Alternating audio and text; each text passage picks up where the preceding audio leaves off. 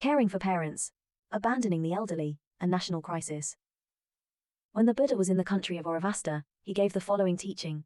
Showing respect to venerable elders brings great benefits. From the elders, you can learn things you have never heard before, expanding your knowledge and understanding. Moreover, you can acquire a good reputation and gain widespread fame. This is what wise individuals admire and respect. Upon hearing the Buddha's teaching, the assembly of monks reported to the Buddha saying, "We often hear that the Blessed One reveres and praises parents and venerable elders." The Buddha then told the assembly of monks, "Not only today, but also in countless past eons, I have always shown reverence to parents and venerable elders." The assembly of monks asked the Buddha, "World-honored one, how did you show reverence to your parents in the past?" The Buddha replied, "Long ago, there was a country called abandoning the elderly. In that country, whenever someone grew old, they would be expelled. At that time, there was a minister whose father had become old. According to the country's law, he should have expelled his father. However, the minister was filial and couldn't bear to send his father away. So he dug a cellar and secretly placed his father there, thus being able to care for him at all times. Once upon a time, there was a celestial being who captured 2 snakes and placed them in the king's palace. The celestial being said to the king, "If you can determine the gender of these snakes, your kingdom will be blessed with prosperity. However, if you fail to differentiate them, both you and your kingdom will perish in 7 days." The king was greatly distressed upon hearing this, and immediately consulted with his ministers.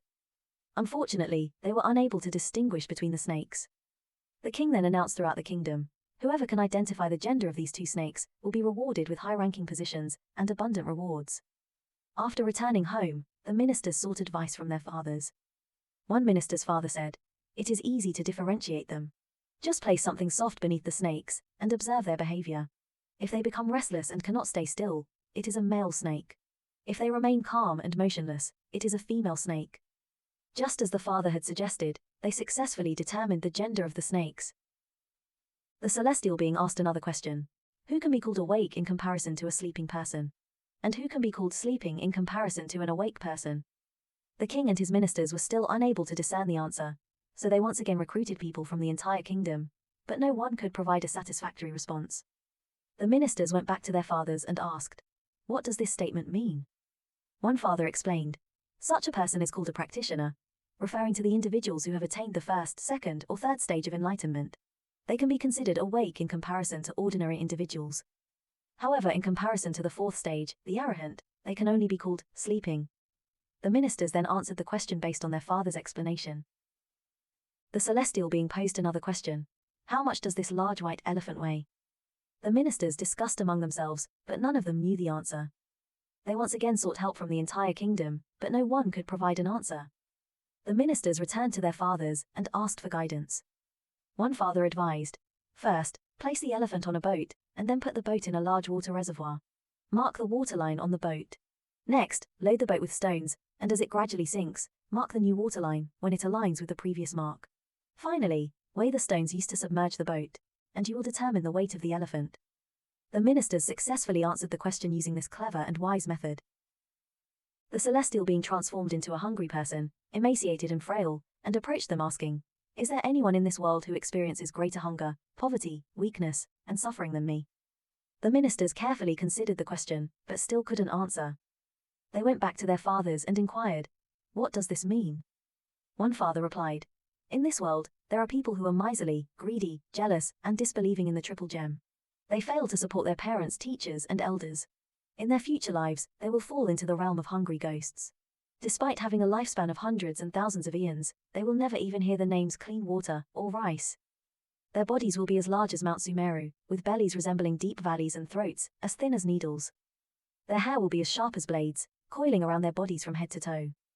When they move, their entire body will be engulfed in flames. The hunger and intense suffering endured by such individuals exceed yours by hundreds and thousands of times." The ministers answered the celestial being with these words. The celestial being transformed into a person wearing handcuffs, leg shackles, and a neck yoke, with a body burning in flames, completely charred.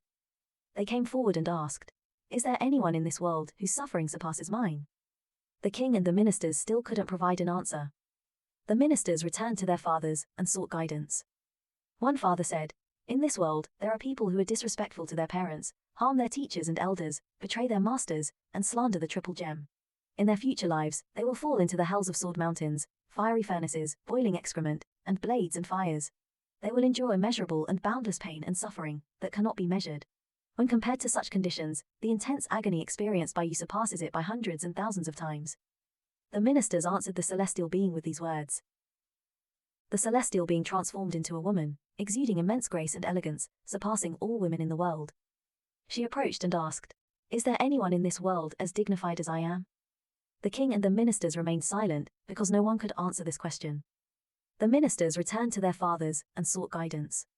One father said, "In this world, there are people who have faith and reverence in the triple gem, show filial piety to their parents, practice loving kindness, generosity, patience, diligence, and uphold moral precepts.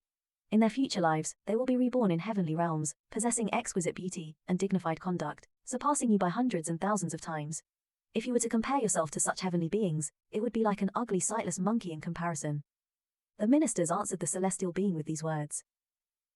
The celestial being appeared as a perfectly straight and symmetrical sandalwood log, and asked, "Which end is the head?" Despite the wisdom of the king and the ministers, no one could answer. The ministers returned to their fathers and sought guidance. One father said, "This is easy. Submerge the sandalwood log in water, and the root end will sink downward, while the tail end will rise upward." They answered the celestial being with these words.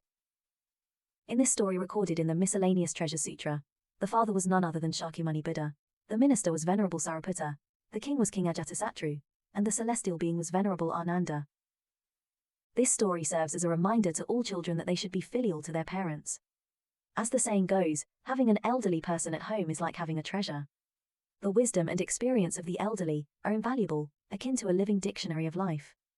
Through them we can learn many unheard of stories and gain knowledge and wisdom.